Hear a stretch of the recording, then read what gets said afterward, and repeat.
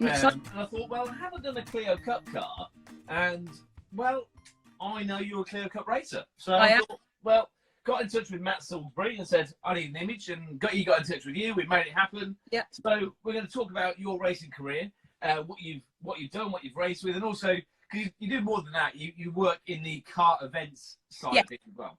I do. So obviously being a driver is my number one. That's what I've sort of grown up trying to do.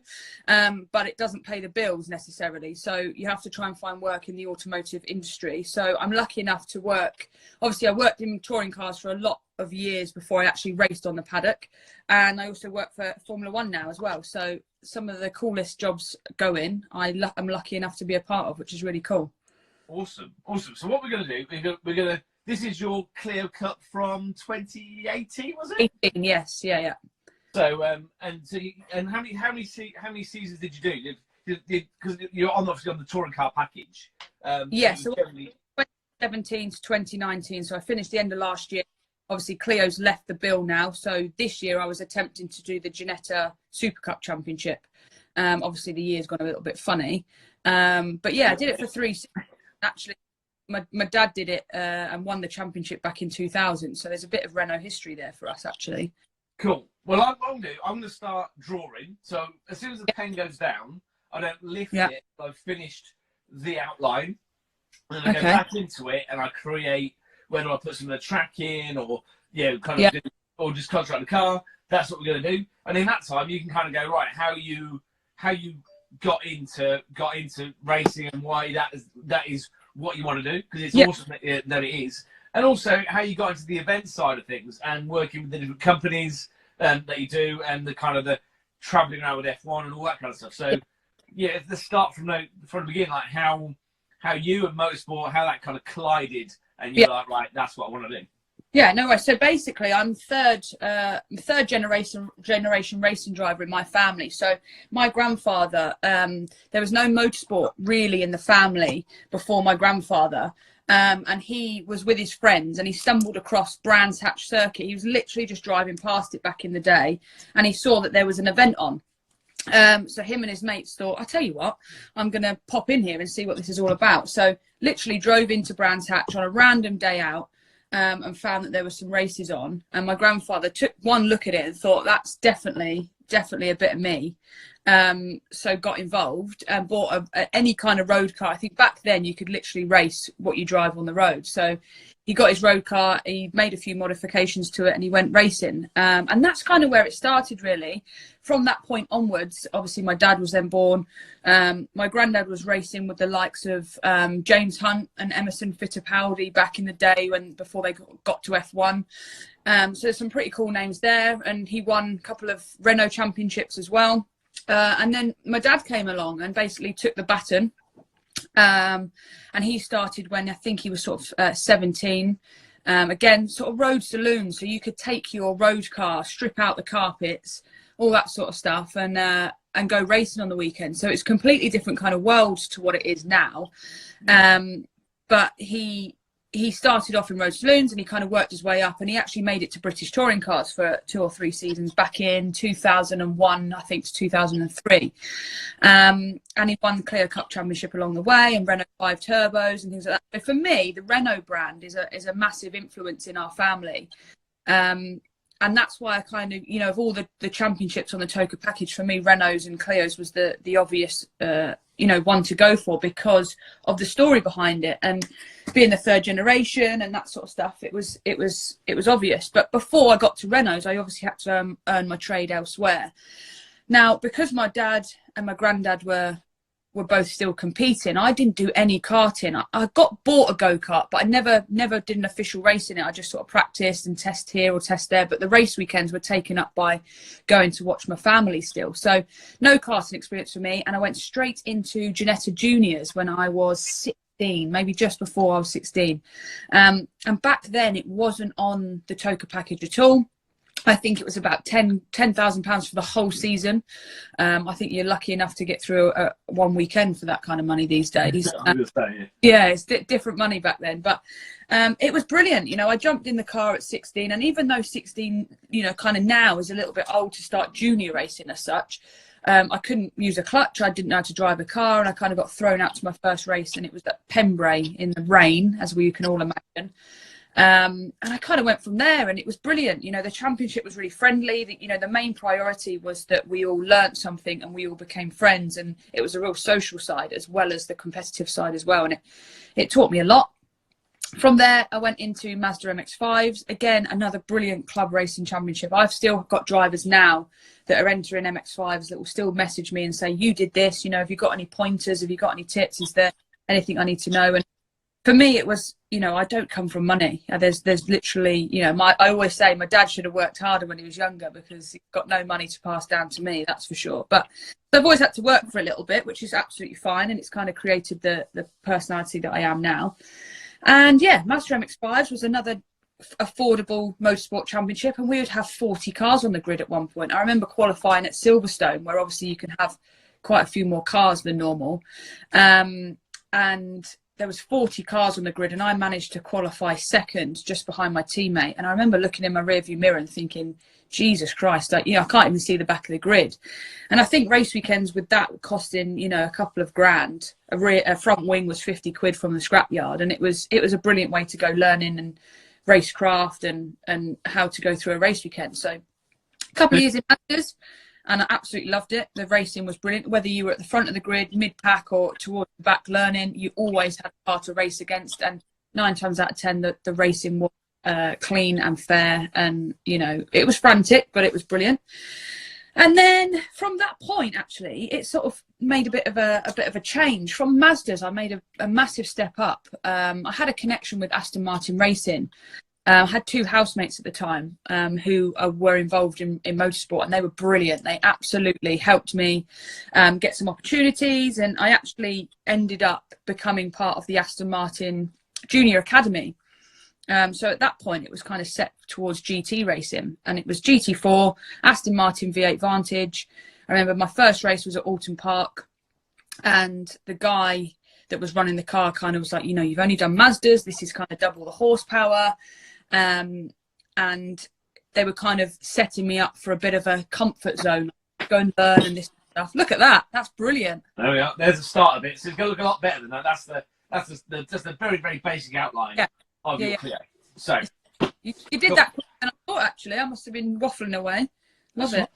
Oh yeah, a couple of minutes. Yeah. So. Yeah, so basically went and did this Aston Martin race, ended up leading the race straight away. I think I qualified P2, leading the race, fastest lap. And then unfortunately my teammate, 'cause it was a 2-driver race, my teammate had contact and the car set on fire, which is never ideal.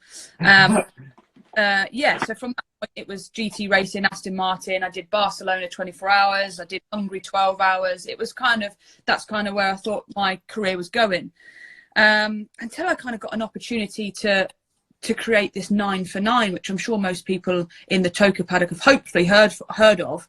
And that's how I went Clio racing. So it was a brilliant idea that was kind of triggered from my father as well, where it came up with 9 companies. They put in £9,000, but the payments are spread over 9 weekends. So for smaller companies, it was actually brilliant. There was £1,000 a weekend. And it's affordable, and it means that they get tickets to the events, they get hospitality, they're suddenly part of the environment, and loved it. And I paid for 3 seasons of Clio Cup with that sponsorship scheme, which, you know, been brilliant for me, and I've absolutely loved it. I think we've got a couple of questions coming in. Yeah, desperate. Yeah. Any questions? Feel free to to answer. So BTCC or GT4. So for me, I love GT4. I love the style of the car. I love the power that they have, that sort of stuff. But for me, I've always grown up around touring cars, so it's a no-brainer.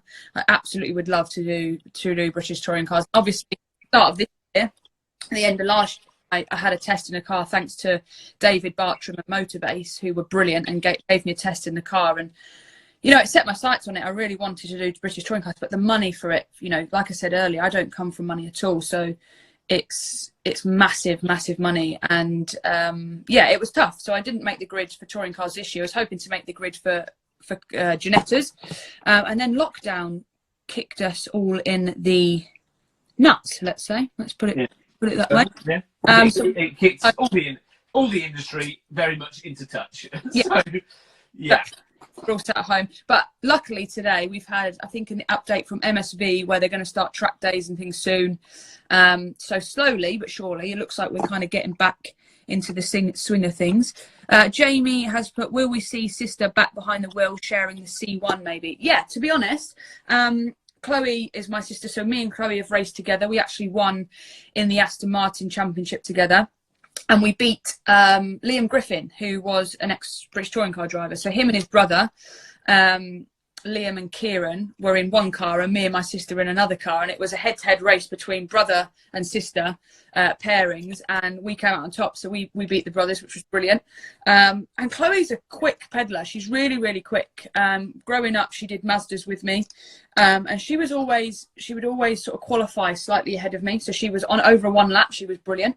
And then the racecraft was always equaled us out a little bit, in the sense that I was a little bit more racy in the race situations, but she was very, very quick. So as a whole, as two drivers, we actually were on par with each other.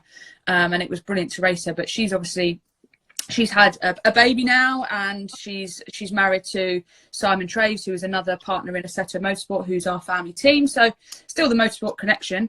But Jamie, yeah, C1 racing is definitely something she would be interested in. She definitely, unfortunately, won't have the money to do anything, bigger and better than that. But C1 racing, something that you'll have fun with and get stuck in with. So anyone that's got some motorsport money and a race license, go and race a C1, because honestly it's the best fun that you can have. Because those cars are like the most leveled, aren't they? Like, kind of, you can't change much about them. It's more like, no, it's a real natural championship. I think the cars have something ridiculous like 68 horsepower. But they've all got that. So even though none of you are doing very fast speeds, you're all kind of nose to tail. It's like going, if you've ever watched those karting clips where everyone's nose to tail, and whoever starts the final lap definitely almost never wins the final lap, Yeah. The first race I did in a C1 was actually at Spa, and it took about a week to 10 days just to do one lap round there in a 68 horsepower car. But there was multiple drivers doing it. So Josh Cook was there as well. We've got other drivers like Matt Nicol-Jones and other GT drivers. Rob Austin was there. And together, I remember starting the race, and I was fifth for one lap. Then I was third. Then I led the lap. Then I was sixth. It was absolutely frantic. But that happened in 24 hours. There was no let up. So, and it cost us maybe a couple of £1,000, which, in the grand scheme of life is still a lot of money. But in the grand scheme of motorsport, it's next to nothing. So it was 24 hours of racing for peanuts, and it was absolutely brilliant fun. So in terms of getting sponsors and how you work, because I mean, as a I'm there at the circuit, yes. in the kind of the trade, but your name constantly comes up, and you have massive, you have massive amount of support. Yeah. So how do you keep that going? If you're going, right, I need to find it. How do you go about that? Have you always had the same kind of, right, I need to find it, and how do you kind of go on that search? So basically, I use hugely social media. So doing things like we're doing now, it's beneficial for all parties involved. Obviously, you enjoy doing your pictures, you get some exposure, but by having me there as well, it means that I get to interact with fans, and people get to see my personality and that sort of stuff. So for me, social media is a key factor. Without social media, I could tell you now that I wouldn't be on the grid. And then it was literally coming up with that simple 9 for 9 scheme. Motorsport, especially Clio Cup or Toka package, is huge money. It's hundreds of thousands of pounds. Now, to try and find one company to sponsor you is almost next to impossible. To find 2 or 3 is just as difficult. But to find 9 or 10 small companies that are all putting in £10,000 or just under, it suddenly means that the bulk of the season is paid for. So I came up with that scheme. It kind of took off. But networking, be friendly, Michael Crease is one of those guys that's come in and done a similar sort of thing to me, with the fact that he interacts with people. There's so many drivers out there that they're all lovely. There's no one on the grid that you think that are nasty people, but some of them a little bit more antisocial than others, and that's just their personality. That's how they get through a race weekend. But for me, I've had to use the fan power to get me exposure. Now, for me, if I put a sponsorship post out, and I've interacted with the fans and they become friends and it's a nice environment, they're going to share that post, they're going to like it, they're going to comment on it, they're going to give exposure to that sponsor that's supporting me. So yeah, it's definitely got a technical side to it. There's a strategy there with social media and networking and things like that, but it's personality. Just, you know, be fun. You know, when you jump out of a car, don't just walk away from everyone, you know, say hello, chat to people. You know, the main thing is that a few people have worked out what my favourite sweets are, and now every race weekend I get a load of sweets brought to me, which, you know, on its own is... So yeah, it's worked for me. It's not easy in the sense that it's a lot of people management. Obviously, if I don't just have 1 or 2 sponsors, I have 10 or 15. It means that I've got 10 or 15, you know, brands to look after each weekend, and each brand bring 2 or 3 guests, and they all need hospitality. And you know, I have to say the atmosphere is brilliant. The awning's always full, and it's full of laughter. There's a question for you here. So how long have you been drawing cars for, and what is the best car you've ever drawn? Well, normally I'm painting, and I'm painting with those. They're my normal paintbrushes. That's what I'm normally doing. But obviously during lockdown, I paint giant artworks. My artworks are huge. They're the size, you know, they're 2.5 meters by 1.5 meters. Yeah. And I haven't got the space at home to do that. My studio where I'm based, that's locked. I've not been there since March. Yeah. So when it came to lockdown, I was like, right, well, my job as it is known as, you know, with events in industry, it didn't exist. Like it didn't exist. And like many other people, I've got a mortgage to pay. I've got I need to make sure I'm staying relevant. Like much like you, like I've got a pretty good social presence. And, I'll be very honest about what I'm doing, and this is what I'm doing, where I'm going. And, so I was like, right, well, what else can I do? Like what? And I'm trained as an illustrator, so yeah, my training is I'm an illustrator, but I haven't drawn for a very, very long time. Yeah. So I was in Japan on my honeymoon with my wife, and we started to draw every day. We started to draw different things. Yeah. Whilst we were there, and one of the things we did was continuous line drawings. We just had half an hour to draw whatever it was. Sometimes it was cars, sometimes it was a beer, sometimes it was whatever. And I posted some on socials, and people were like, "Oh, your drawings are really good." And I was like, "Oh, okay, that's interesting." Okay, yeah, not what I normally sell, but yeah. No. But people liked them. So what happened is when it came to lockdown, I brought everything home. The garage downstairs was converted into like a Nessie area. Yeah. Upstairs made it into the kind of drawing area. But I was like, right, I've got to do stuff on social, and the Wi-Fi is better upstairs. Yes. So I was like, right, I've got to do something upstairs, which means people can interact with it, but it's got and I spoke to my brother, he's got a 5-year-old. Yeah. And my brother was like, if you can do something in half an hour, it'd be engaging for kids. Yes. Like if you could do it in half an hour, 45 minutes, that's the maximum attention you're going to get. I was like, okay, interesting. So I started, the first drawings were much simpler, but they were half an hour. But then I was like, well, I want to get these better and better. I don't want to just do simple drawings. Yes. I want to create stuff that's commercially I could sell. So then we started. Then I'm literally on Facebook. People then started to send me images of cars that they would like to see me do, and whatever. And then that started to become an order book. And within a couple of days, I was doing this all the time. Yeah, because I think in lockdown you have to become a bit creative with what your skills are and what you can do. Oh yeah, and it's totally not a job at home, and they're on furlough, and that's brilliant. Their job in our society at the moment is to stay home and keep everyone safe. But for self-employed people, it's kind of about being creative and thinking, right, how can I get a bit of income in without, you know, breaking the government rules? So I think you've nailed it there with, you know, because I've seen you at circuits and auto sports show and all that sort of stuff, doing all sorts of creations, and then suddenly a week or so ago you started popping up doing like these pictures, and it's like you say, it's gone down an absolute treat and everyone's really enjoying it. So I think you've nailed the lockdown scheme there, that's for sure. Well, yeah, I mean, also what I never get to do is I never get to speak to drivers because I'm so busy at the circuit, and drivers are busy doing their thing, like you say, with sponsors and corporate stuff. Because you're normally based sort of out on the outer paddock, aren't you? Yeah. In the kind of the fan zone type area. The trade fan zone, wwhatever. Yeah. But I never get to see the drivers. Yeah, I might get to see occasionally if I'm working with a team and we've pre-booked it all and we go, right, at this time a driver comes over, they've got 10 minutes, they can do a bit of it or whatever.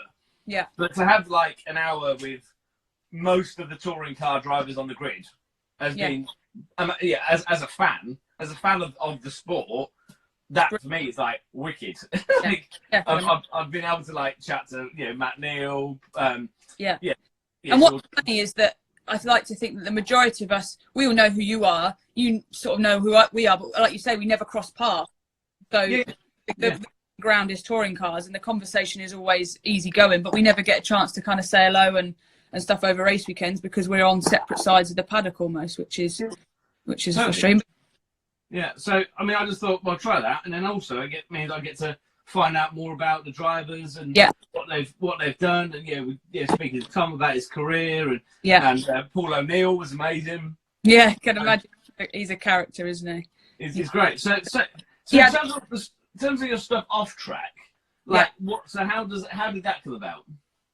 So off track, what happened was, again, this has all come from like the 9 for 9 and the fan exposure and the fan interaction and networking. Is basically the guys, so I work for the Paddock Club in Formula One, which is a high-end hospitality company, that they normally have their hospitality above the pit lane. So you actually look over the balcony and you can watch the cars do pit stops and all that sort of stuff. So it's the highest end hospitality. And basically, they were looking for hosts. So what would happen is you turn up, you're given your glass of champagne, you're having a lovely day, but they're offered activities outside of the hospitality area. So they can go down into the paddock or they can go and see some of the support championships, things like that. And they needed hosts that understood the motorsport world to kind of lead those guests around these activities. So I actually got headhunted. So I got this random message on Facebook from one of the sort of bosses at the time or team leaders at the time and said, we're doing this, we've got this role, we're looking for someone to come and join us, are you interested in it? Mentioned Formula One, and I actually thought it was a bit of a joke initially. I was like, this sounds too good to be true, and it was a Facebook message and it was a bit strange, but anyway, I followed it up and I was polite to them and said, yeah, that sounds brilliant, and we ended up meeting in London, and weeks later I was at my first Grand Prix at Silverstone. And yeah, since so I've done 2 seasons with them now, and I travel the world. I've been to Mexico, I've been to Monza, I've been to everywhere basically. And it means that I get to see circuits that I never get to go to. I get to travel, see some sunshine. For me, I'm a complete and utter sun worshipper.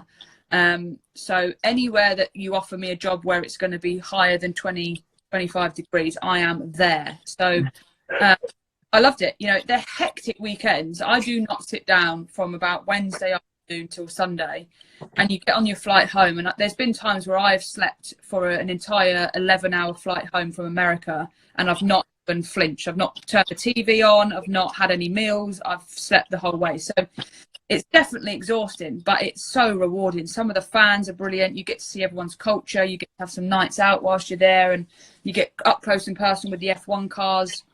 There's plenty of mechanics and engineers that have gone from touring car paddock into F1. So you walk down the pit lane and you're waving to familiar faces. It's really, really good. I absolutely love doing it. This season's a little bit of a write-off. I think even if the races happen, they're going to be behind closed doors. So that's kind of my job gone, unfortunately. But hopefully 2021, we've already had some exciting announcements about driver swaps and team swaps and things like that. So I think it's going to be a good season, and hopefully we'll be back straight away as soon as the season starts. Hello, Jade. How is your motorsport heroes? I'm assuming that's who is your motorsport hero. So for me, my motorsport hero is actually my dad. I've grown up watching him. I went to my first racetrack when I was 2 weeks old. I've never looked back. I was a tiny little baby, and from the age I can remember, I've always wanted to be a racing driver. My dad has won Clio Cup. He has won races in British touring cars. We fight like you wouldn't believe over motorsport because we're both so passionate about it and we both want the same thing. So there's been some fiery moments, that's for sure, but he is honestly one of the best drivers I've ever seen, and he has massive respect in the industry. He's one of those drivers that's very kind of logical thinking. He takes his time. He's very smooth. I'm completely different. I'm like my granddad. I'm a bit more fiery, all guns blazing, let's crack on. And there's pros and cons to each style, that's for sure. But yeah, so my hero in the sport is definitely my dad, who has Instagram and Facebook. He's called Jade Edwards, so you can give him a follow. Let's see, any more questions? Everyone's saying, hope you and your family are well. Everyone stay safe. Thanks, guys. We are safe. We're happy and healthy. My household is actually doing nighttime deliveries at the moment, so we've taken on a bit of work. And we. So is that the NHS? Or? It's not essentially the NHS. We basically have taken on the demand for the overnight, the next day delivery stuff. Obviously, as you can imagine, with the lockdown, everyone's doing a lot of online shopping. Yeah. So we got offered work that the company needed help, just basically running an assortment of, you know, it could be medicines, it could be clothing, you know, it's whatever people are ordering overnight. Obviously, people are having to get things online, and we basically start from anywhere between 9 p.m. and midnight, and we have to drive to Scotland every night, so we either go to Glasgow or Dundee. So for you in motorsport that live in the UK, basically I'll set off between 9 p.m. and midnight. I drive to Knock Hill and back in a shift, so that's what I'm doing. That's mad. Yeah, it's hard, you know?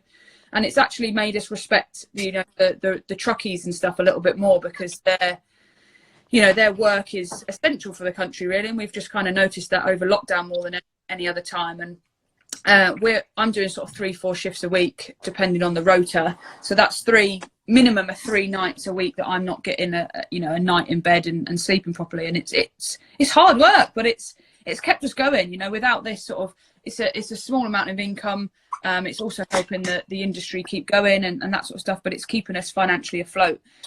Which, you know, in this current climate is all we need to do. It's paying my outgoings, and that's all I need it to do. So I'm very grateful that I was given the opportunity and grafting away. But I tell you what, I've never looked forward to sitting in the passenger seat of a race car or a McLaren going around Spa or in my life. They do McLaren driver days as well. Yeah, so I work for McLaren Automotive as their drive team. So I drive a coach. If you were to go and buy a nice McLaren tomorrow, you would then get invited to McLaren only track events, and that's where you would find a lot of us. Again, it's that whole gang again. It's Paul O'Neill, it's Josh Cook, it's Ash Sutton, Phil Glue, me. You know, it's that whole Toka paddock that get together and we're coaching people. And it's really rewarding work. You drivers that are novice, they've never been to a racetrack, they've never been on a circuit. Some of them have never driven a supercar like that, and suddenly they're tearing around Spa or Hockenheim or Kuala Lumpur or whatever, and they love it, and it's so rewarding. You get to travel the world, and I do it with my mates. You know, even an 11-hour flight on the way to work, you're sat next to your mates, so it's even that's not as hard work as possible. But yeah, really lucky. So my two main roles in motorsport outside of driving itself are Formula One and McLaren, and that for me, you know, looking back as a kid at 14, 15 years old, it's something I would have dreamed of. So I'm really, really happy with how it's all kind of gone. If you could choose any car to race on the BTC grid, what would you choose and why? That's from Martin Reed and Aston. So for me, I'm all about environment with the team. So obviously there's definitely better cars and worse cars on the grid. So I'm naturally more suited to sort of rear-wheel drive cars. So naturally I'll go towards maybe the BMW. But I have got a massive, you know, affiliation and support crew with BTC Racing at the moment. You know, they've shown keen interest in hopefully having a connection with me, you know, in my BTCC career if it comes to light. So for me, I know that they are a family sort of environment team. They're a brilliant place to be. You know, I've eaten many meals in their hospitality when I shouldn't have been doing before. They've offered me dinners and all sorts of stuff. So for me, it probably as a whole package, I'd go with BTC Racing. I would say Sicily, but Norman Burgess, no one really likes him. So yeah, so I think as a whole package, I'd go BTC Racing actually. That's where I'd probably place myself. Also, you know, with that team they've got Josh Cook at the moment, who coached me back in 2017 in Clio's, because he obviously came second in that championship, was fighting for the overall win. So he knows what he's talking about. He knows how I work as a driver, and he knows how to get the best of me. So again, that's another draw to that team. If I could be teammates with him and someone like Creasy, I reckon the lineup would be brilliant, and the Q&A sessions would probably be pretty entertaining as well. Let's see if we got any more questions. So in terms of any track, you've been around, what has been the absolute highlight, whether in your own race car or in McLaren, or which one would you go for? The obvious thing that most racing drivers say is Spa, and Spa is the reason for that because it's so changeable. Weather is changing every lap, corner to corner.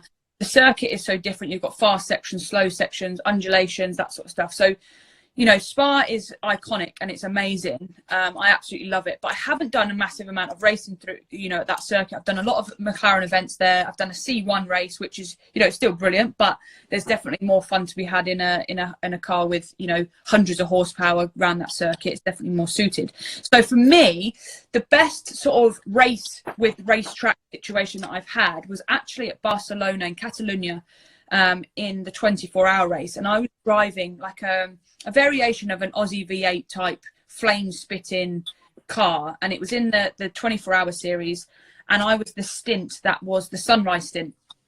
So I'm there, I've done the full night stints, I've done back to back, hour and a half in, hour and a half off, hour and a half in, hour and a half off. I was absolutely shattered, and my stint times worked out that I got that sort of 6-7 a.m. sunrise time.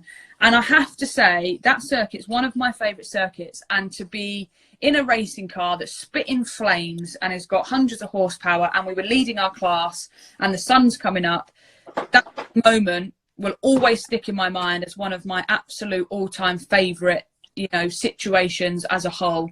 You kind of make it through the night, you're so happy, you're in a good race position, you're driving a cool car, and you kind of sit back in the seat and you think to yourself, this is why I do it, this is what I do it for. Brilliant. So that's probably my favourite all round. Who will you see first after lockdown? Mum, Dad, Chloe, who's my sister, or Willow, who's my niece? It'll be, unfortunately, Mum, Dad and my sister are kind of shoved to one side. It will definitely be a toss-up between Willow, my niece, or the dogs. I'm an absolute dog lover, and in lockdown I've not pet enough dogs in my time. So the first thing I'm going to do is go and cuddle all my family dogs, I think, so the humans can step aside. Don't need to be seeing them anytime soon. Favourite circuit in the UK is Thruxton. I absolutely bloody love Thruxton. It's so fast every time I go there. So I don't know if you guys know, so support races in the Toka paddock, they do testing on a Friday, but for Thruxton, because of the noise situation, and we're not allowed to have sort of 3 noisy days in a row, we have to do the Thruxton test a week or so prior to the race event. And I have to say, drivers admit it all the time, when you first go back to Thruxton, it's so fast that first lap out, you almost have to take a deep breath and go, right, change your mindset, this is full on. And I love it, I absolutely love it. Maybe because there's no braking zones, really, there's no technical bits, and it's just, the bravest person wins. And I've always had good results there, good races. I don't know if people watched last year, I think I was 4th at the time, and a car in front of me spun at church and ended up, there was mayhem at church there, but it was a really good battle. There was a 5-car battle throughout the race, and one person was leading, then they were 3rd, then they were 4th, and they were leading. It was just unbelievable, and it all came to head towards the end of the race. But Thruxton UK circuit is definitely, if I could do 10 races there, I absolutely would. Jade, you're a great driver. Which is your favourite race car you have driven? Probably going back to that V8 supercar thing as well. It kind of had everything that ticked the box for me. Supercar wise, McLaren's on track are unbelievable, especially as they're classed as a road car. It's just, they're so much fun. McLaren are so good at building a car that's around the driver, so they don't just build a car and stick a human in it and hope that it works. They kind of go, what does a driver want? They use all of their development drivers to develop their road cars. And for me, McLaren on a racetrack is one of the best situations that you can have. Let's try and find another little question. Let's see. What we are creating a dream team C1. Jim, Simon, yourself. So this is again Chris, who races for our race team. He wants to be part of our C1 selection. Unfortunately, Chris, it's a very, very niche selection, and you'll have to go through a process of interviews and things like that, because you can't just let anyone join these C1 teams. They're very, very professional. Let's see, anything else? Chocolate cake or Victoria sponge? All day long, anything chocolate wins over anything non-chocolatey. For me, I'm a complete chocoholic. And I don't know, I've got this lockdown like treat box, and it was the first thing that was stocked full. So people were out panic buying loo roll, I was panic buying chocolate and sweets and stuff. And I've got this box in my room that's full. It's got bourbon biscuits in it, it's got celebrations, it's got Milky Ways, it's got everything. I also got sent a sweet care package where I opened it was like a wicker basket like this, opened it up, there's full of sweets in it. So yeah, I'm not the lightest driver on the grid, and that's normally because I eat everyone's food, which is, you know, someone's got to eat the food. Yeah, so, yeah. I know. Talking about Norman Burgess, actually, I got filmed once last year, I think, sneaking into his motorhome and nicking his chocolate raisins, and got busted then. But then it started a trend where people would bring me chocolate raisins on a race weekend. So again, it was a win-win for me. Where did the colour scheme come from with the Clio? Is that just your colours, or? Yeah, so the bright green. Obviously, I've got my crash helmet here. Actually, I'll show you guys my crash helmet. So it's nice and bright. And the green came essentially from having a sibling that races as well, and we both look fairly similar. We're only 18 months apart in age, so we look kind of similar, and we needed a way of people, they didn't know whether I was Chloe or Jade or Chloe or anything like that. So we kind of came up with colour. So I was green and she was orange, and they were two very contrasting colours. We had them on our overalls. It made people associate colour with name. So they knew Chloe was orange and I was green, and it just kind of stuck. And it's a bright colour. It's not too girly. I don't like to be too pink and frilly in motorsport. So yeah, it stands out. And I like to think that I try and do something that when you have a picture of the full grid, or when ITV cuts to that grid shot and at the start of the race, you can kind of pick my car out straight away because of the bright colours. So yeah, so we've gone for green. Everything's kind of green. Even the visor's got a nice tint to it. And then on the back here, we've got a little bit of girliness to it. So we've actually got like it started out, here's a fun story for you. So my first ever crash helmet, that was painted. So I've never really had painted crash helmets up until about 2015, 16, because I couldn't afford them. So I always had plain white crash helmets. And anyway, a guy called Steve Hatt, who's still painting crash helmets now, he did mine. We're good friends together, and he sort of did it as a friend gesture.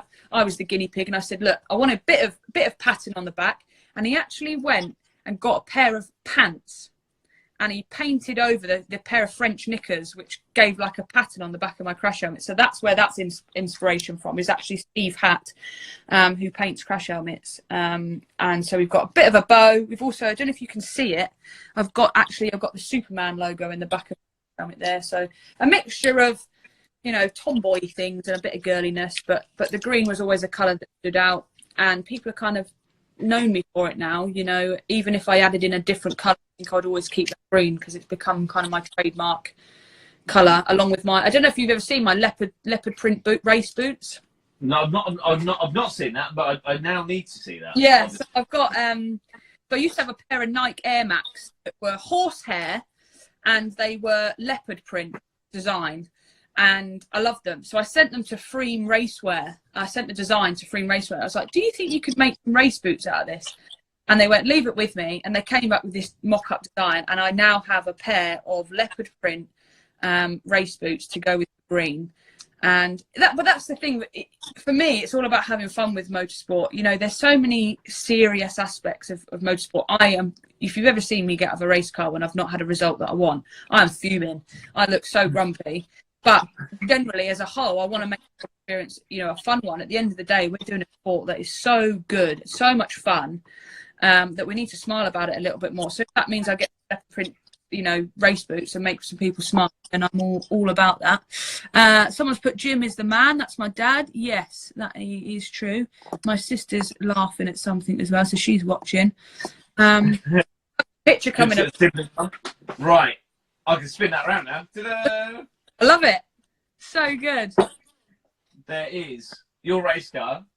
Then, like, you know, it's slightly, you know, cartoony, but that's what it, kind of big wheels and bit of fun. So where will this picture go now? What's the next step with this? So basically, all of these artworks are going to go into the book. Yeah. So it's going to be scanned. So the original, this will be available to buy. This original artwork. Yeah. Then copies of it will go into the book on Crowdfunder. So crowdfunder.co.uk, continuous-wheels. So this will be number 309 in the book. Yeah. But the very first Renault in the book. It's the only Renault so far in the book. Yeah. So that's what will happen with it. Is it'll be scanned, but I think it'll look quite good on T-shirts and stuff. Don't you think? I think so too. I was going to say it looks something that we could definitely carry over into a few more little merchandisey things as well. So that's